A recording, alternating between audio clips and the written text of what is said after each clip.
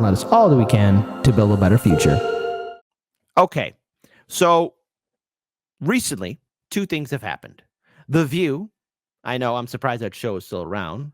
Alyssa Farah Griffin says that Trump choosing Tulsi Gabbard as vice president would literally be Putin's dream ticket. Oh my God. Trump and Tulsi Gabbard, the dream ticket. Now, why am I bringing up Tulsi Gabbard? Because recently she also spoke at CPAC. Now, I've gotten a few messages about that, especially from some Vote Blue, no matter who people.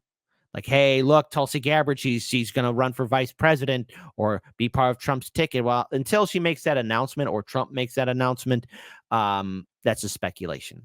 And this isn't the first time Tulsi Gabbard has spoken at a conservative event, and I don't think it's going to happen. I'll be surprised if it does.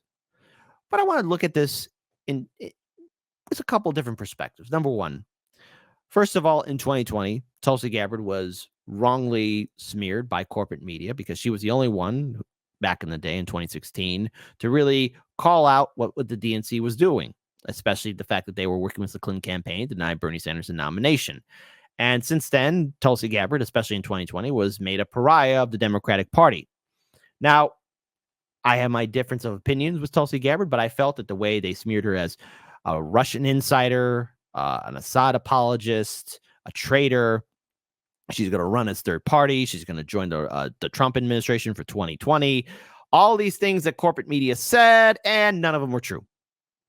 Especially after the 2020 Democratic primary, where there were articles saying that, oh, Tulsi Gabbard's going to run as an independent, or Tulsi Gabbard's going to join Trump on the ticket. That didn't happen either. Okay. And there was the most famous thing that happened in 2020 in which The View was so triggered. Joy herself was not being joyful. Joy was being a real drag. So let's talk about this. I want to bring this up here because The View wants to say that this would be Putin's dream ticket. Well, okay, how is this Putin's dream ticket? Because you're letting somebody live rent-free in your head. Now, I could have my criticism. I have my criticism for Donald Trump, but I'm not going to let him live rent-free in my head. Same thing for Biden. I have my criticism of him. I'm not going to let him live rent-free in my head, but you're letting Trump and Tulsi Gabbard, The View. Barbara Walters, you're probably rolling in your grave of what happened in that show, right? Donald Trump revealed his short list for a 2024 running mate this week, and among the names is Tulsi Gabbard. But according to The View host, Alyssa Griffin, that pairing would literally be Putin's dream ticket. How so? In an interview with Fox News, Laura Ingraham, Trump's confirmed that Gabbard, along with Vivek, Ron, High Heel DeSantis, the High Heel Cowboy, Tim Scott, Good Scott, Brian Donalds, and Kristi Noem were all on his short list, though he added that the VP choice has absolutely no impact. And it doesn't at this point. The only person who made the office of vice presidency anything was Dick Cheney, because he was the one controlling the Bush-Cheney administration. That's clear. That's abundantly clear to anybody who's been following politics. Though the hosts of The View have long been predicting Tim Scott would be Trump's choice, Alyssa herself was definitely surprised by other contenders. I'm a little bit stunned that he said most of these folks are on the short list. Now, Donald Trump, Tulsi Gabbard would literally be Putin's dream ticket. That does not, lose every normal Republican like myself who wants to stand by NATO, wants Ukraine to defeat Russia. That's bizarre to me. Because, The View, hey, people are starving in the streets. We got to give more money to Ukraine. Hey, our infrastructure is falling apart. We got to give more money to Ukraine. Hey, we have unchecked corruption. Oh, well, that's helping us give money to Ukraine. All this stuff here. Let's be clear here. Everyone is realizing, especially those in corporate media, are realizing that the war in Ukraine is becoming a stalemate. It's stuck in its little own quagmire. It's not going anywhere, and all that what it's done is waste pointless lives. And so much of our treasury has been wasted. And one of the few points where I'll agree with Tulsi Gabbard is that, hey, look, this war in Ukraine is one big waste of time. Yes, I can have different opinions with people, and I can agree with them too. Host Sunny Hawson agreed that Gabbard would be Russia's dream candidate. How so? And recalled words that former President candidate Hillary Clinton said about Gabbard 5 years ago. She said about Tulsi Gabbard in 2019, I'm not making any predictions, but I think that they got their eye on someone who's currently in a Democratic primary and are grooming her to be the third party candidate. She's the favorite of the Russians. The Russians, the Russians, the Russians. All right, I remember reading that article. I remember covering stuff in regards to how Tulsi Gabbard was being handled in the Democratic primary of 2020. This might trigger the Elizabeth Warrensteins, the Kamala Harris, the K-Hive people. But, controversial statement in a 3, 2, 1. Tulsi Gabbard was the last woman in the Democratic primary. She was the last one in, and she got delegates too. And she got more delegates than Kamala. Plus, she destroyed Kamala's campaign even before the first primary vote was casted, right? But all this fear that Trump and Tulsi are somehow these Russian agents, evidence and proof. Show me. Don't use Russiagate, because Russiagate is what got us in this stupid situation in Ukraine right now that we can't get out of, that so much of our money has been wasted on. So I can understand why Tulsi Gabbard did what she did and do a hard breakaway from the Democratic Party. Now, you're not doing yourself any favors by associating yourself with the Republican Party, because Republican voters, the Democratic Party and Republican Party are one and the same. It's a kabuki show. It's one big entertainment. You know what? There are storylines in wrestling that are more impactful, more insightful, and could do more for people than anything that these politicians say in Washington, D.C. Both parties are inherently corrupt. Both parties are owned. They're friends with each other. They're friends with each other. They are friends with each other. But I can understand why Tulsi Gabbard is speaking at conservative events, because after all, Democratic Party did everything they could to smear her into this great big evil traitor. Now, I can have my differences of opinions with Tulsi Gabbard. I don't agree with her stance in regards towards Israel and this ridiculous conflict that we are having in the Middle East. But I can understand where people are coming from. I get it. So she recently spoke at CPAC. That's triggering a lot of vote blue no matter who people. But I say it's more impactful because at the end of the day, what have the Democrats delivered on? You have all these heavyweights like AOC and Bernie Sanders, and all what they're doing is going to bat for old man dog Biden. So I think this is an ample opportunity for revenge in many ways and a big FU. So let's talk about it with this first video. Our democracy is under attack. The perpetrators of this attack are those who, in the name of saving our democracy, are destroying it. I don't use these words lightly. Every one of us who loves this country and who cherishes peace and freedom should be very alarmed by those who, driven by their insatiable hunger for power, are actively undermining all that we stand for. And almost every single day, if you're paying attention to the news and the headlines, there is some new assault and some new attack. Now, it's the Democrat elite and the swamp creatures in Washington who are doing all that they possibly can to keep us, the American people, from a very simple thing: having the freedom to choose who we want to be our next president.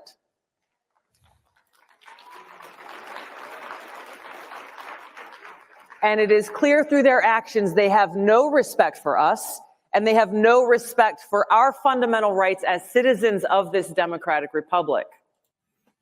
Now, let's break this down. Now, before anyone says, I totally agree with what Tulsi's saying, here's what's really happening. The Democratic Party is doing everything it can to stop Trump from becoming the nominee and also having ballot access. Now, this has happened before. This isn't anything new. I've interviewed third-party candidates, libertarians, Greens, socialists, independents, you name it, running at federal and state-level offices, and the story is the same, whether it's in Illinois, which is very draconian towards third parties, or in other states. Both parties want to stop third parties from being on the ballot, be on a debate stage. And the actions of the Democratic Party now for 2024, if Trump and his team don't start they are capitalizing on it, but they need to keep on pounding that message even more. The fact that the Democrats who propagated this fear of, especially in 2020, that Trump was going to do everything he can to remove his political opponents, well, that didn't happen. But that's happening right now in 2024. That's happening right now as we speak. The Democratic Party is trying to stop a candidate from being on the ballot. They're afraid to face off against Trump. Why? because the Democratic Party has nothing to run on. Now, I have my criticism of the Republican Party, and I'm not a fan of their policies. But Democrats, Politics 101 is, and this is the great class that you got to understand, you have to face off against your opponent. You have to debate them. Unless you realize that your old dog doesn't have any bite left and that there's going to be one big shit show in Chicago for the Democratic convention, because that looks like something that's going to happen. You have to face off against your opponent. So everything that Tulsi Gabbard is saying on the stage, yeah, the Democratic Party's doing this. AOC, Bernie Sanders, I get that you're triggered by Trump, but maybe, I don't know, if you had that dog in you, maybe you would put yourselves in the front line and actually maybe challenge Biden in the Democratic primary. But, oh, wait, the game is rigged. The game is rigged. They are so terrified that we, the people, may make what they think is the wrong choice. That in the name of protecting democracy and saving us from ourselves, they're actually destroying our democracy and taking away our freedom. So let's pull up this other video here. I think it's important that we do address this because it is a danger. The danger is the military-industrial complex and what it can do. But before we do, I just want to pull up this video here. I want to give a huge shout out to, I'm going to share this tab here. Shout out to Anti-War Misfit for at least posting a good portion of this speech that Tulsi Gabbard did at CPAC. As you know very well, President Trump has endured years of attacks. What we're seeing now is a continuation of something that began in 2016, ever since he came down that golden escalator. Now, I don't know if this is a hint or a sign of her maybe considering being VP or maybe being put on a list to maybe Trump's vice president. Do I think it's a smart move? At the end of the day, the office of vice president would mean nothing in the Trump administration. Trump's going to make his own choice. I think it would be a foolish decision, just like how people are saying, oh, Joe Rogan's going to be the next vice president for Trump, or it's going to be Tucker Carlson. No. And I'll put Tulsi Gabbard in this too, because I know she has her own show. She's a commentator on Fox News here and there. Hey, whatever. God bless. Do what you got to do. You have more power being critical of the administration on social media than being involved in the administration. What's better? Being on the outside or being associated with the very same system that's inherently corrupt? It would be a dumb move, but hey, to each their own. Whoever will be the vice president nominee or be the vice president for Trump, because it sure ain't going to be Pence. I don't envy them. I don't envy them at all. Now, I've met a lot of strong, tough people in my life. I can't think of a single one who could not only withstand all that they are throwing at Donald Trump without crumbling, but someone who would actually choose to keep fighting against the entire Washington establishment.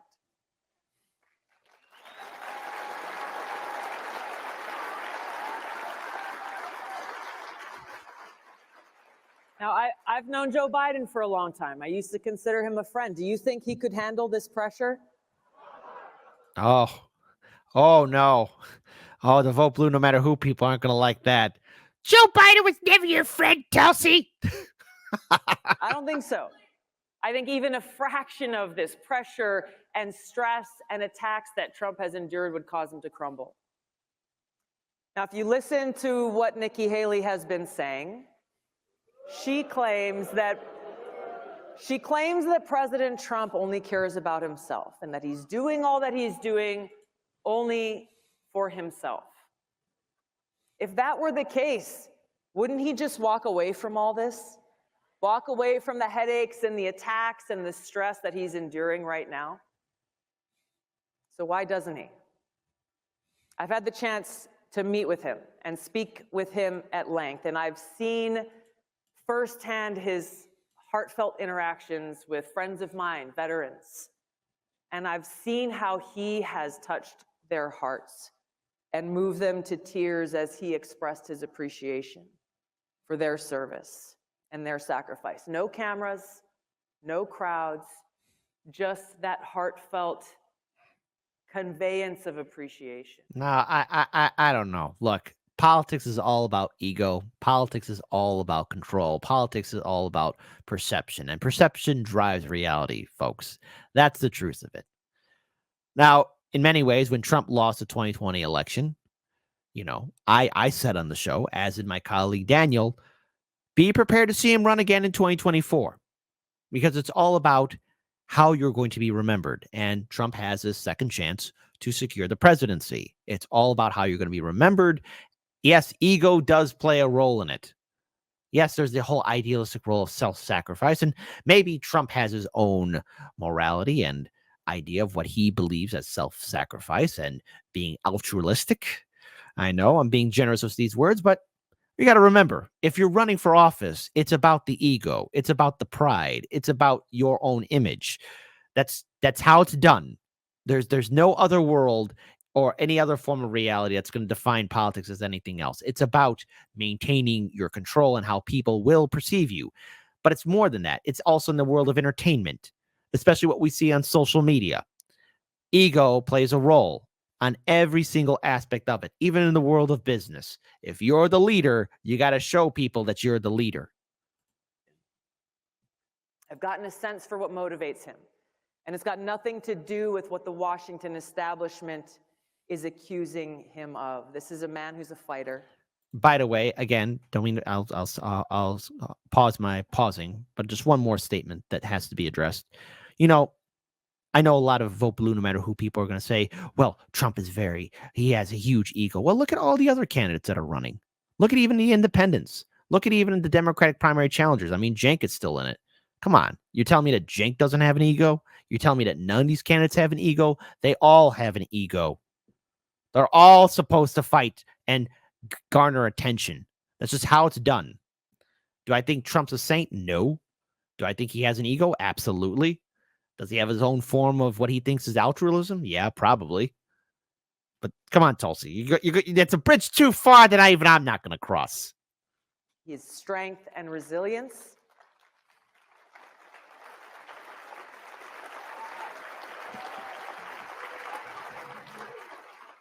His strength and resilience can only come from one place. His ability to endure this hardship can only come from one place, and that's a sincere love and concern for the future of our country and his care for the American people.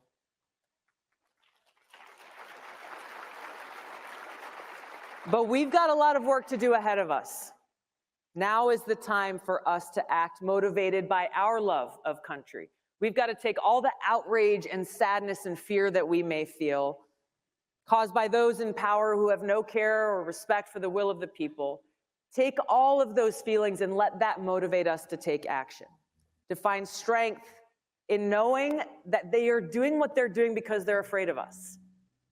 That just like we see foreign dictators are afraid of democracy, the Democrat elite are so afraid of a free people and a free society, and the possibility that we, the American people, might make the wrong choice in this election by choosing someone other than them. They are doing all they can through the power of law enforcement, the criminal justice system, the national security state, doing all that they can to stop us from exercising our freedom. They forget that we, the people, are the ones with the power.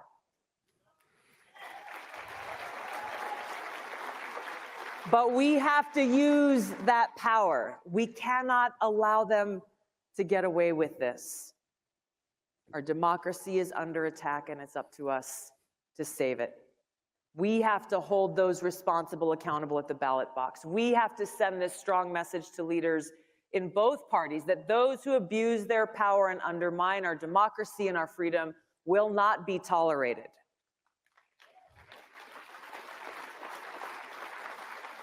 If we do nothing, if we turn a blind eye to those who are weaponizing our criminal justice system against their political opponents and telling us who we are and aren't allowed to vote for, telling us what we are and aren't allowed to say or see or hear, it will set a dangerous precedent for every election and presidency in the future.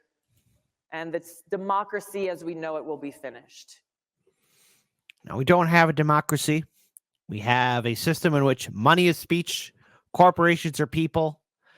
All our politicians can be bought. All our fantastic politicians are owned. All of our fantastic politicians are doing insider trading to diehard Democrat voters and diehard Republican voters.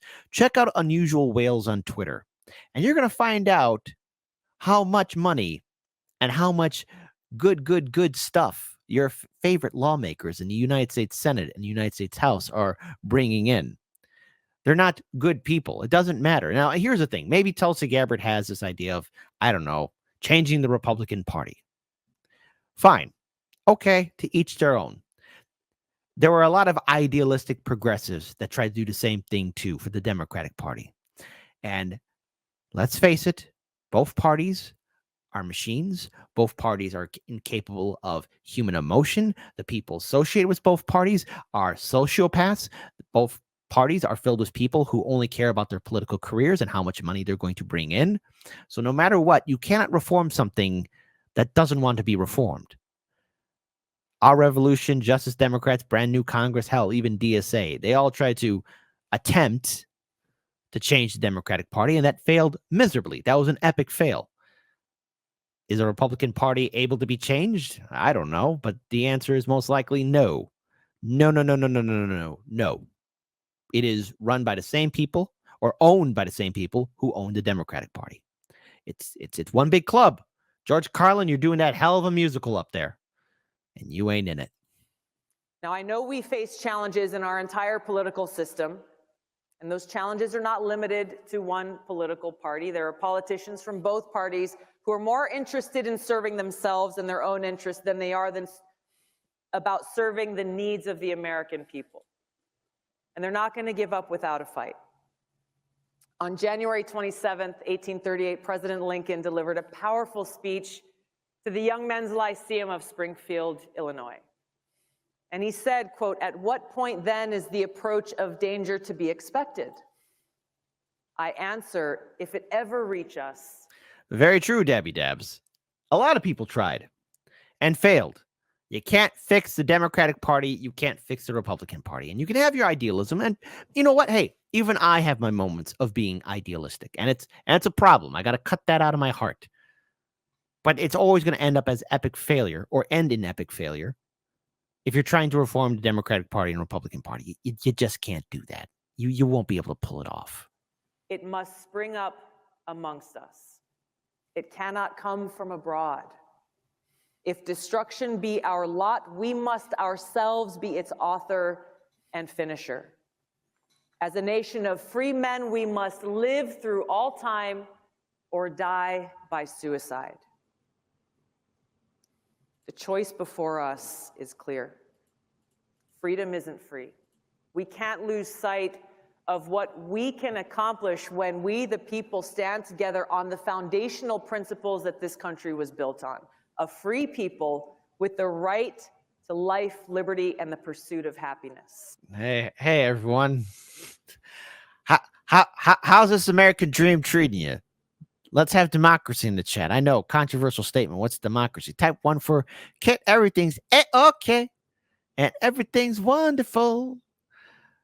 Type 2, no, man. I don't know how I'm going to make it past tomorrow. The economy sucks. The politicians suck. The infrastructure sucks. I'm driving on the road trying to ditch all these potholes. It might as well be an Atari video game that I'm playing right now. Ditch the potholes. Everything sucks right now. Life, liberty, and pursuit of happiness. Owning a home. It's not only the American dream, it's the American myth. It's the American legend. We must protect free speech of all Americans. We must stand against those who'd rather censor, cancel, and smear rather than engage in honest debate as our founding fathers did. When the free speech of one person is threatened, even when that speech is reprehensible to us, the free speech of all people is threatened. The same goes for freedom of religion. In our America, freedom of religion does not mean freedom from religion. Real religion is love for God. Not oh boy. Gotta love the religion aspect in it, but okay. Hey, whatever. God bless. It's CPAC. What do you mean God's not going to be involved? Come on, even the Democrats do it. They bring him in all the time. All the time they bring him up. Not attached to any one religious sect or label or another. Our government must respect our freedom to worship and express our faith, express our love for God as we choose. Or for those who choose not to, they have that right as well. Our founders intentionally passed the Second Amendment right after the First because they knew how fragile this new free democracy was and how susceptible it would be, and it still is, to those who abuse their power to try to take away our freedom. So we have to defend our right to bear arms, not only to defend ourselves and our loved ones, but to serve as that important check on the abuse of power by an increasingly tyrannical government. Now, I understand where she's coming from here. Yes, the government's tyrannical, but it's always been tyrannical, all right? The government has been doing everything it can to suppress our right for free speech, and both parties are contributing to it. Both parties have contributed to it. The Democratic Party and the Republican Party. You think both parties want you to be free to speak out your mind and be critical? You know, if one day, someday, I hope sooner rather than later, maybe this will be the election cycle where there will be a great awakening and people will be awakening wonders. Shout out to you, Russell Brand. I know you came up with that, so I'm just giving you shout out to you. You know, people need to realize that both parties will do everything they can to put that jackboot on our neck to keep us silent and suppressed. And both parties have contributed to that. And Tulsi Gabbard should kind of know that. At least in theory, she should. Everybody should. I know you, my audience, know that all too well. Hell, everyone in independent media knows about it all too well. Free speech is at risk. And of course, you got to bring up the Second Amendment. But look, nothing's going to be done. But the Second Amendment, it's the NRA not only as a lobby group has too much power, as do all lobby groups, but there are more guns in this country than people. It's never going to go away. I'm so sorry we're in this nightmare situation. If only we had mental health. If only we had, good quality health care. If only we had institutions that would prevent madness and insanity and, the recent epidemic of, shootings taking place in America. But, hey, priorities for the USA, right? We must stop the bipartisan warmongers of Washington who constantly beat their war drums, who have pushed us to the precipice of World War III and a nuclear catastrophe.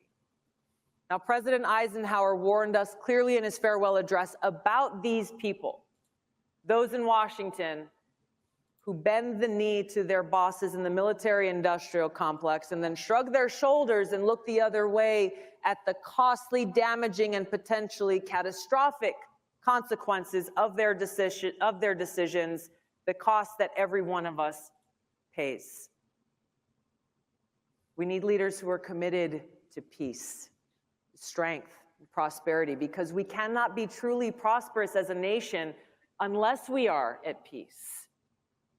Unfortunately, war is sometimes necessary to defeat those who threaten the safety, security, and freedom of the American people. And as a soldier serving now for almost 21 years in our military and still serves today, I know this firsthand. But I also know that war must always be a last resort after all other avenues have been exhausted. Military-industrial complex ain't going to like that. All right? Like, hey, to his credit, Trump, when he said, hey, when the news asked, hey, Trump, why are we in Syria? Because remember, the news finally acknowledged Trump as being presidential when he launched those big, beautiful missiles in Syria.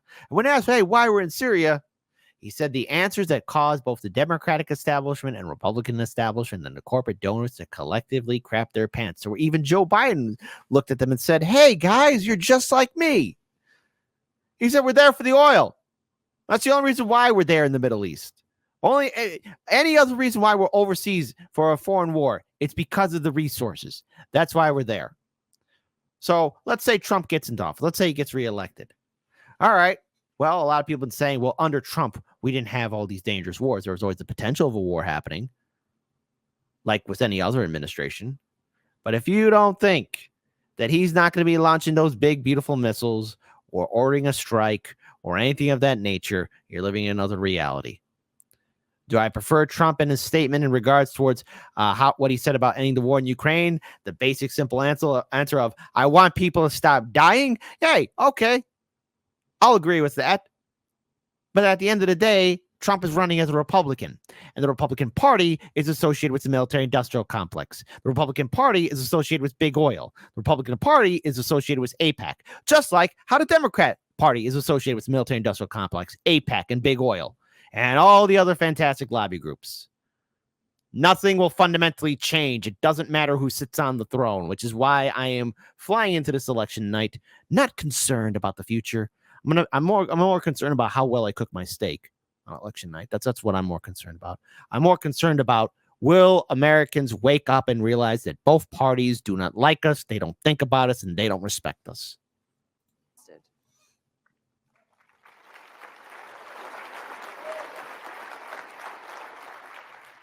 We need leaders who are committed to upholding the rule of law, who are committed to keeping our communities safe and securing our borders.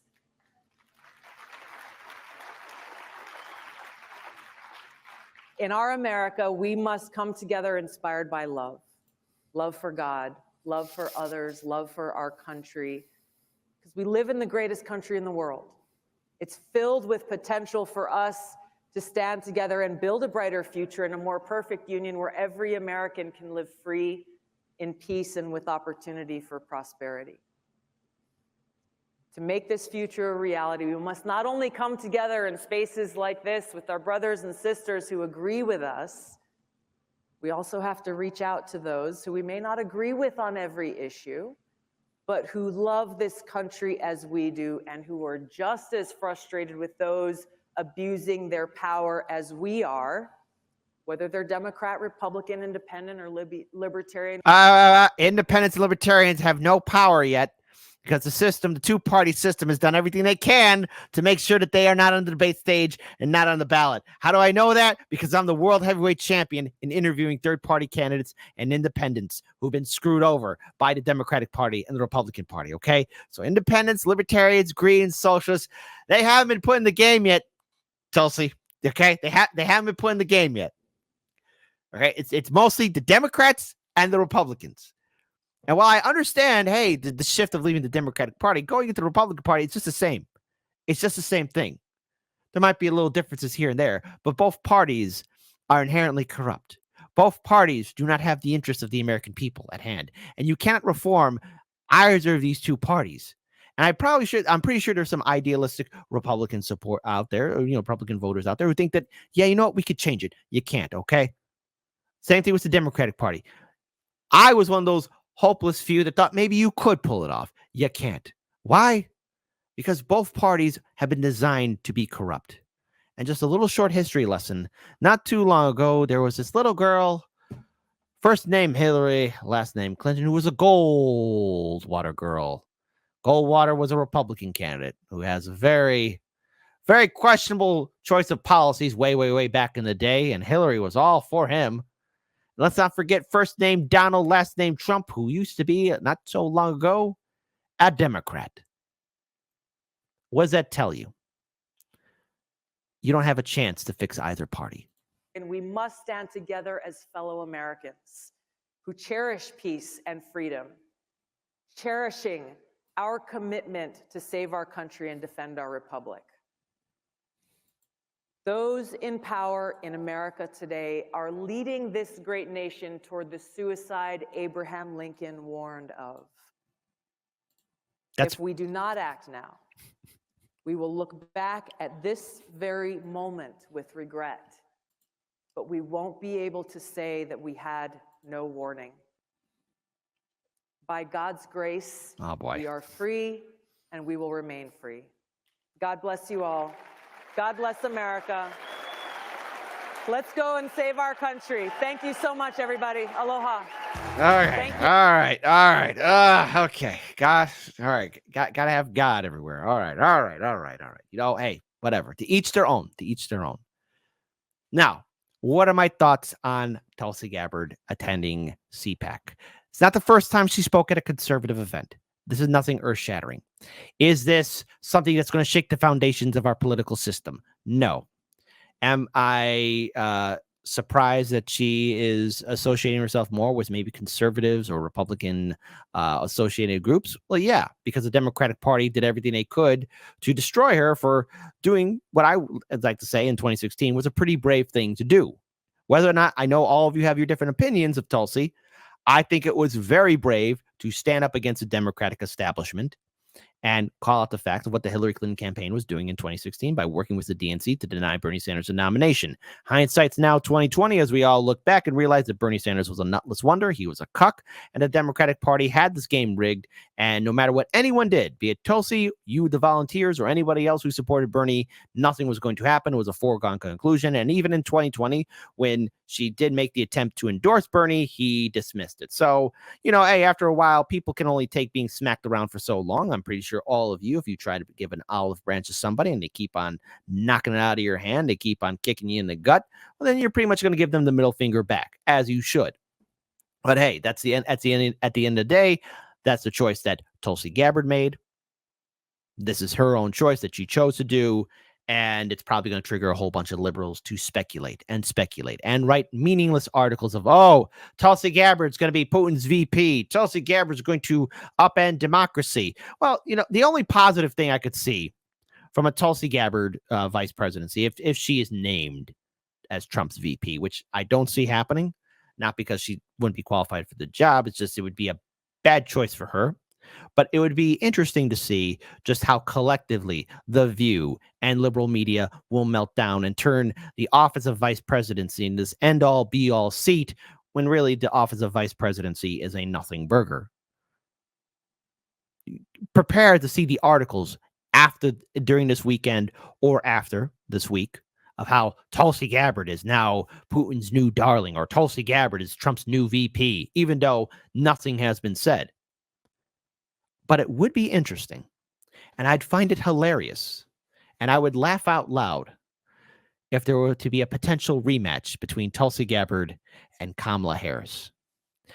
Look, I get it. A lot of you in the comment section, maybe you didn't like what Tulsi Gabbard was saying, but I gotta say, and I think we could agree, just how funny it would be to see Kamala squirm. We saw her not once but twice get owned by Tulsi Gabbard during the 2020 Democratic primary, and that was funny.